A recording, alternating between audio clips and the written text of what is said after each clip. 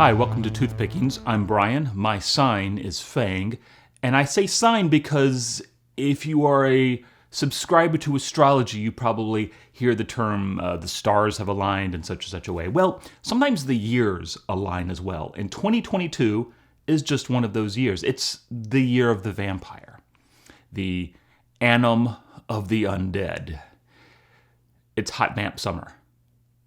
You see, if you're one of those type of people who likes nice round numbers, and I do, 25s, 50s, 100s, 2022 is the year where a lot of really important pieces of vampire fiction have a significant anniversary, and also a lot of unimportant pieces of vampire fiction as well. But don't worry, we're going to go over all of them, or at least all the ones that I know. You're going to tell me about the ones I miss, hopefully in the comment section below. So let's do this like crisscross, and we'll start with the most recent stuff, and we'll work backwards in time to some of the earliest pieces of vampire fiction.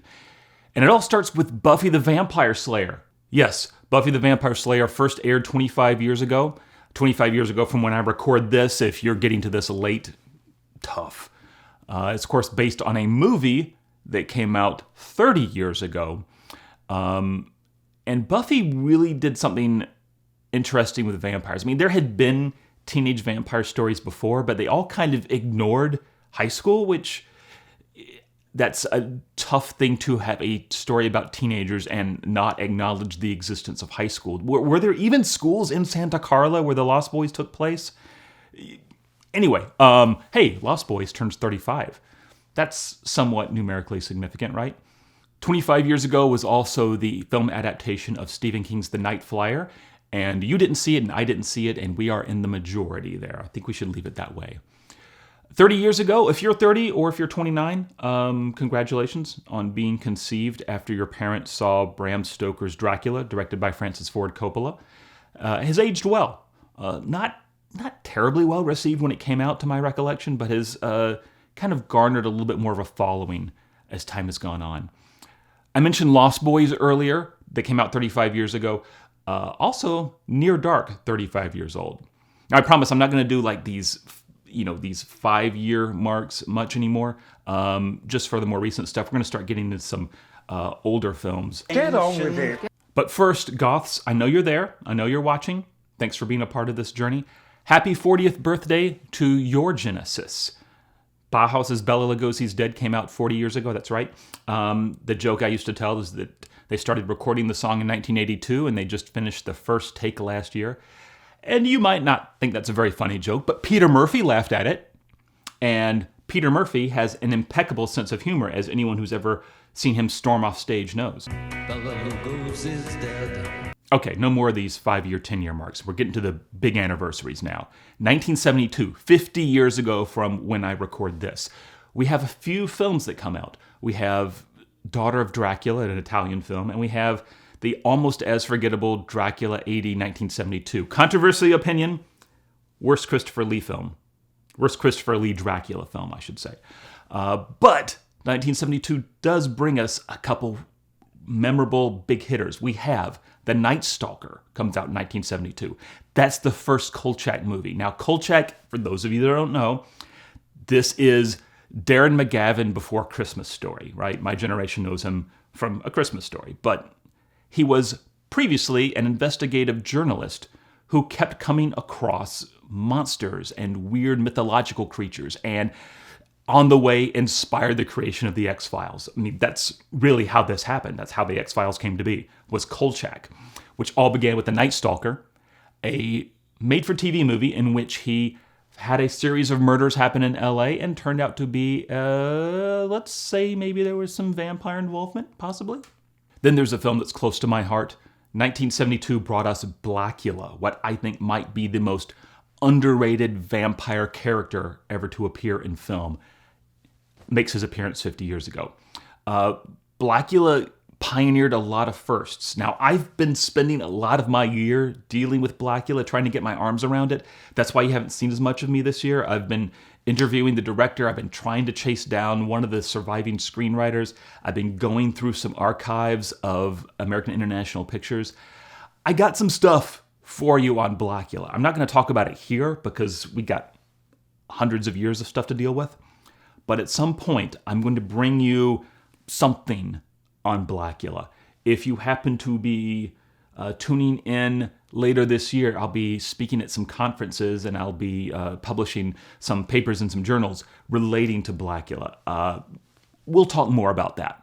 You know, he is a strange dude. But not to be overlooked, also turning 50, the comic book The Tomb of Dracula.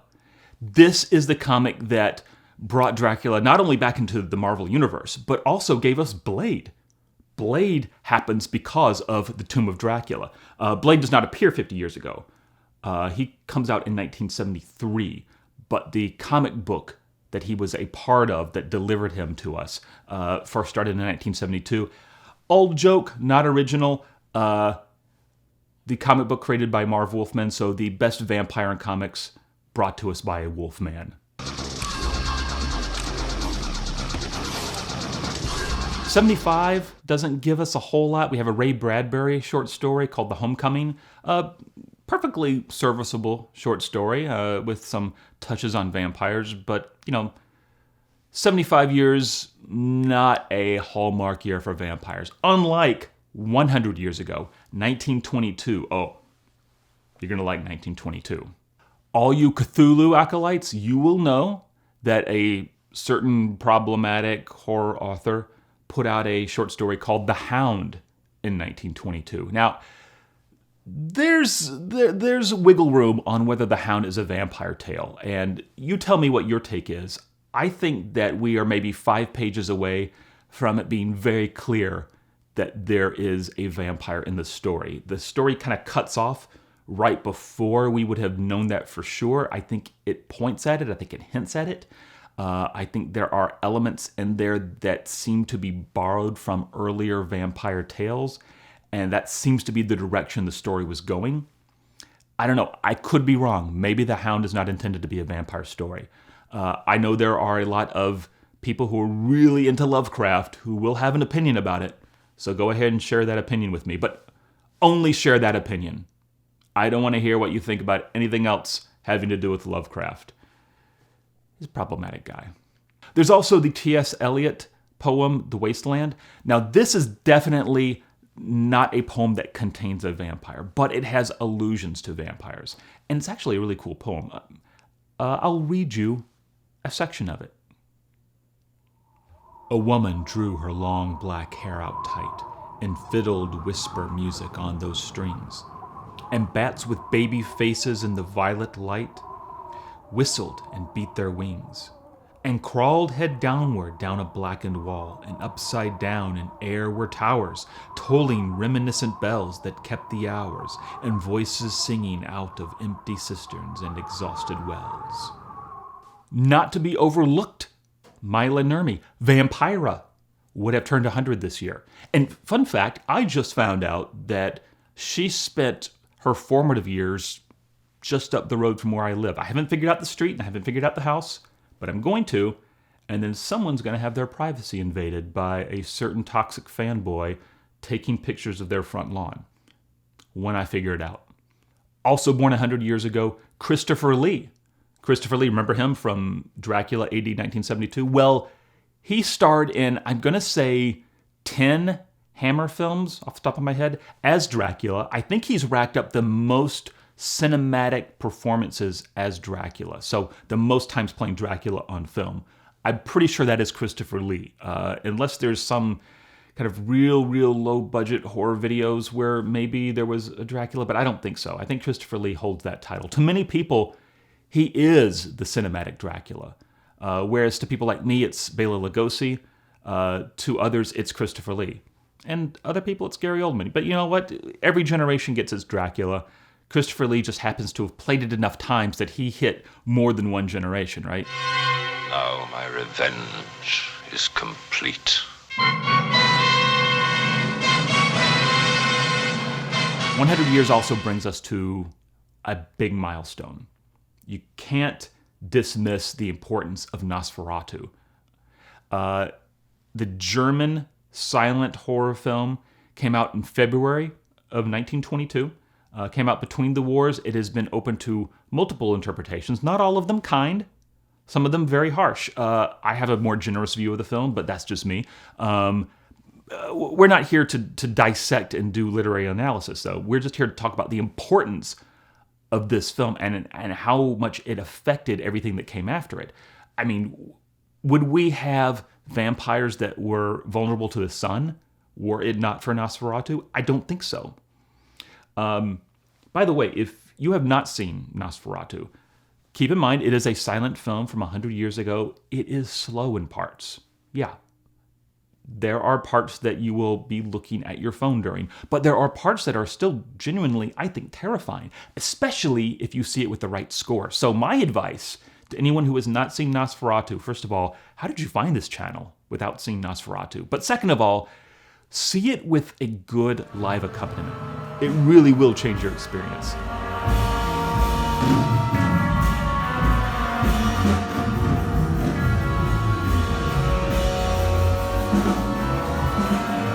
By the way, I've been tinkering with a written blog, tentatively titled What We Get Wrong About Nosferatu. I haven't quite gotten that where I want it to get yet, but at some point I will put that out. Maybe I'll do it as a video here, and then we can all watch Nosferatu together. If 100 years ago was a big year for vampires, 125 years ago was even bigger. 1897 might be the most important year in all of vampire fiction outside of 1819. Which is 203 years ago from now, so that's a boring number. So we're not going to deal with 1819, but 125, we're going to deal with that. So first of all, we have the Philip Burns-Jones painting. I don't know that this ever had a proper title, but it is called The Vampire. You've probably seen this. It's very popular. It gets put on the front of lots of books. In fact, it was so popular that a certain poet named Rudyard Kipling saw it and wrote his own story inspired by the painting, and he called his story The Vampire. Quick aside, the 19th century saw a lot of vampire fiction called simply The Vampire. They were not big on distinguishing themselves by title. I could probably fill a room with the number of books and poems and paintings that were called The Vampire or Il Vampiro or Le Vampire. I don't know why they didn't distinguish their work more, but one book that at least tried to append its title a little bit was Florence Marriott's The Blood of the Vampire. And I've not read it yet. I've heard conflicting accounts as to exactly how racist it is. And I say that knowing full well that I just name-dropped H.P. Lovecraft and Rudyard Kipling. But yeah, one of these days I'll get to it and we'll see what it's all about. Now, we can't pause on 125 years ago without talking about the Papa Bear. The Big Daddy, Dracula, came out in 1897 as well. By the way, how would you like to be the also-ran of 1897? How would you like to be Florence Marriott and have Dracula come out the same year? That would suck. That makes you a very clever librarian. Lots of different tropes were played with, and not all of them original, but that's okay. All the vampire authors in the 19th century were experimenting with different ways to portray a vampire, and they were borrowing powers and weaknesses from each other. And some of them didn't stick. Some of them were like, it's like a tree, you know. Some of them were branches that just kind of died. And some of them just kind of kept going up and having conversation with future vampires. So Dracula did a lot of that. Dracula embodied a lot of the vampire fictional tropes that were floating around, kind of solidified them, as well as provided a few new ones. And I think that that might be part of the reason why we are still defining vampires either toward or against Dracula. It's the defining, Edward Pettit called it the urtext of vampire fiction. But Dracula was influenced by what came before it too. And you know what happened 150 years ago. That's Carmilla, which comes out before Dracula, right? Carmilla, I think, someone can check my work on this. I'm pretty sure this is the first teenage vampire, possibly the first lesbian vampire, although, you know, you got to do a little bit of reading between the lines. You got to do a little bit of reading between the lines on that. Certainly the first time we ever see a vampire turn into a cat. That's a polymorph I had not seen before. Fun aside, you've probably seen this image here. This image is a famous one from Carmilla. The person who drew that also drew a lot of the Sherlock Holmes illustrations. David Friston. I think that's kind of cool. Up in our Vampiversaries even further, we have Varney the Vampire.